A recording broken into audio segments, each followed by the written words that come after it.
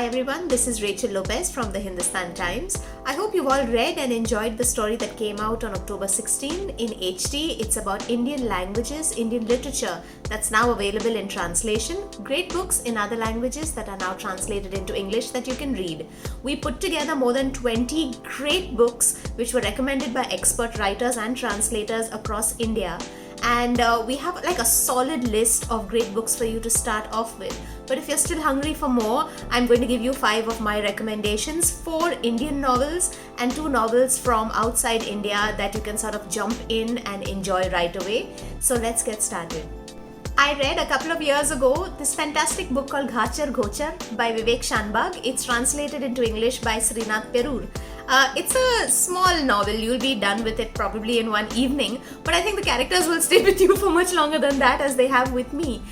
It's a story about a family that grows up in poverty. I mean, they're scrounging to get by, and then one member of the family hits upon a business plan that just happens to do well, and their social status changes. There's money in the family. They afford a bigger home. Life gets more comfortable, but it also gets more complicated, and the internal dynamics of that family change. It changes who they are as people, and it's narrated by one member of the family who has gotten married, but I don't know whether the money has given them the kind of change that they really hope for out of life. And it sort of trudges through in a way that, only family stories can. I really enjoyed it. It's originally written in Kannada, so I would never have been able to enjoy this story. Thank you for that great translation. It's a quick novel. If you really want to start, I really do recommend it. If you have a little more time and you really want to sink into a book, I would recommend very highly Iravati Karve's book Yugantha. It's written originally in Marathi and it's translated into English by W. Norman Brown. And it is a critical retelling of the stories of the Mahabharata. The idea of one woman having 5 husbands, of them being exiled, preparing for war, being wronged, and essentially what it must do to a family unit, a group of people, and their psyches. Now, there are a ton of great Mahabharata retellings, feminist retellings of the work, great ways of looking at it, but Iravati Karve, who is an anthropologist, was writing this in 1968, and it remains for me this fantastic way of looking at what happens to individuals when they're thrown into larger than life circumstances. So you're not really looking at the Mahabharata as an epic, you're looking at it as a story of people, and it's just fantastic. It's written in Marathi. I don't read Marathi as well as I did in school, but I'm thankful for this translation because it really opened my mind to how well characters can be examined and how well they can be translated. Now, here's something that I read a couple of years ago, and I didn't even realize that it was not originally written in English. It's a Kannada play. It's called Tughlaq. It's by Girish Karnad, and I suspect it is Karnad himself who has done the English translation, which is why it's just so smooth and so flawless. Like I said, it's a play and it's called Tughlaq, but behind the story of Muhammad bin Tughlaq is this elaborate metaphor of how India itself is doing. The story was written, I think, in the 1960s, 64 if I'm not mistaken, and it's really looking at the promises of a new India that have essentially all started to crumble.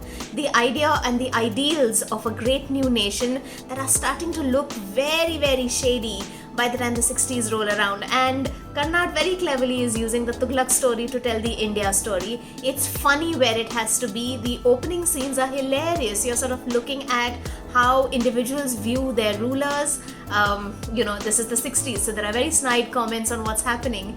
And again, I don't read Kannada. I'm glad for this book that it was in English. I've not seen Tughlaq being performed, but just reading the play, it goes so racily. You're just cloppeting, on because the dialogues are so good.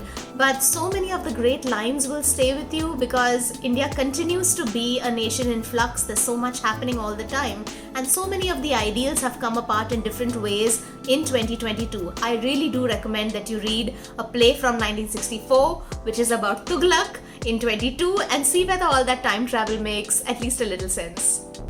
No list of mine about translations would be complete if I did not mention Cobalt Blue, this beautiful, beautiful book written by Sachin Kundalkar and translated by Jerry Pinto. What is Cobalt Blue about? It's about this young man who enters a Marathi household in Pune. He's there as a renter, and towards the end of the book you realize that the brother and the sister in the household are both secretly and separately in love with him, and both the siblings, they don't know, of course, because this is an ordinary Indian family. No one knows what the other person is thinking. We all hide our feelings so well. But the novel is written in two parts. It's stream of consciousness and the internal monologue of one person, and letters and other writings by the other person. I think Jerry Pinto has done a fantastic job with translating some of the dialogue, because so many of those things are so very Marathi. The words that you use for a chapati, which is poli, to figure out whether you are from an upper or a lower caste. There are certain things that would have made sense in Marathi that needed a very skillful translator to translate into English, but also keep the essence of the novel alive. And of course Kundalkar does a fantastic job with telling the story, but Jerry Pinto's translation is also quite top notch. It's an award-winning book. Again, like Ghachar Ghochar, it's not very long. You'll race through it quickly, but racing through the novel is one thing. Thinking about the novel years after you've read it, that's quite another thing. So Cobalt Blue, I really hope you read it.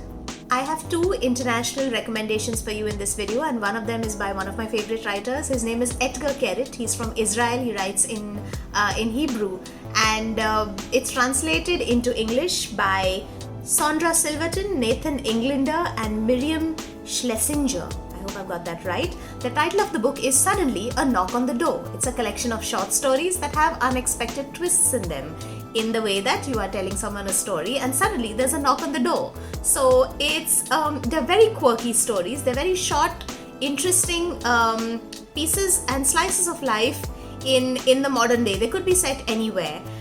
One of the stories that I remember really well is this guy who falls down a rabbit hole, quite literally, it's at the base of a tree, and he enters this parallel world where every lie that he has ever told is manifested into reality. So that grandmother he once said has died, and that's, therefore can't come into work.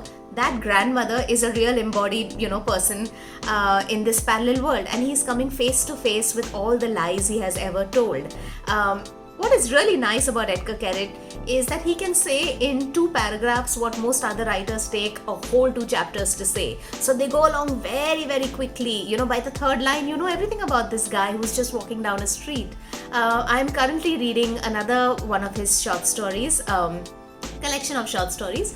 It's called Fly Already, and the title story is about a man who's walking with his son down the street, and they see another man at the edge of a building, just ready to kind of jump to his death. And this guy who's walking with his son is like, oh, what do I do first? Do I protect my own child? Do I run up? Am I going to am I going to be able to talk him down from that ledge? Am I even going to make it up in time? What's going to happen? So all of these thoughts racing through the guy's head, and the son is looking up at this man about to jump, and he goes, fly already. Of course, there's plenty that happens in the story, but this is really what Edgar Carrot does. He just kind of forces you into situations, and then you're involved, you're culpable, you're part of the story, you just can't get out of them.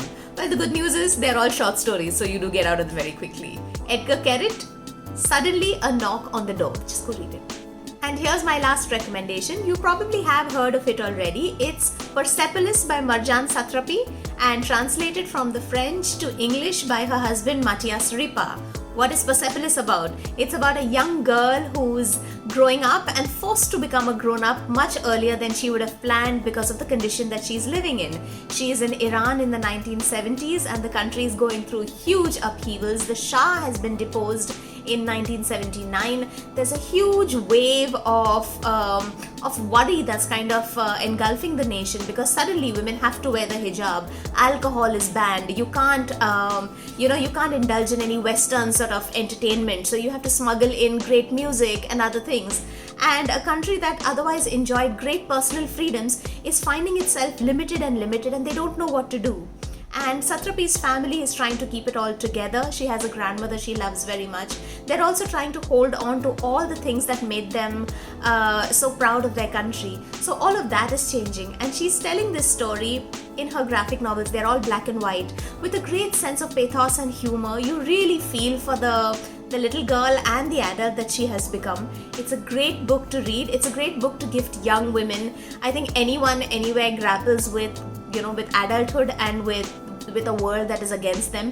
In her case, it's quite literally against her. Persepolis is a great book. I think anyone should read it. It's translated into several languages and also been made into a film. And those are my recommendations. I hope that you like them. If you have any of your own, please let me know. I love reading. One of the books that I've just got is recommended in my story actually. And I can't wait to read it.